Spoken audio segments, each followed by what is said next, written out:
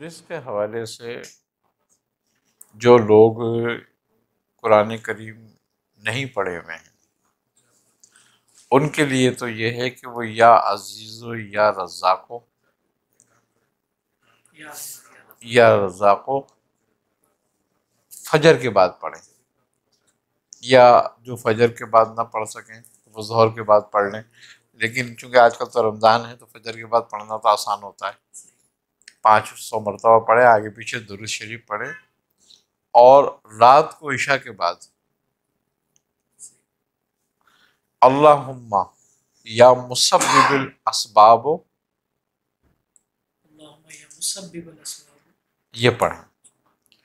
500 بار۔ ہاں، اور اس کا پڑھنے کی ترتیب یہ ہے کہ تازہ وضو کریں اور وضو پوچھیں نہ، اور سر پہ کوئی کپڑا نہ لیں، ٹوپی وغیرہ ہے کوئی کپڑا نہ لیں، ننگے سر کھڑے ہو کے، اور اگر صحن ہے گھر میں تو کھلے صحن میں کھڑے ہو کے پڑھیں اس کو۔ تو اللہ نے چاہا تو اللہ تعالیٰ غیب سے مدد فرماتا ہے اور غیب سے اسباب پیدا کر دیتا ہے رزق کے، بندہ روزی رزق کی طرف سے بے فکر ہو جاتا ہے۔ بہت اچھا عمل ہے یہ اگر کوئی کرے۔ جواہر رمضان، جواہر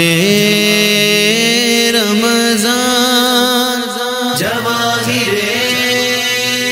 رمضان، جواہر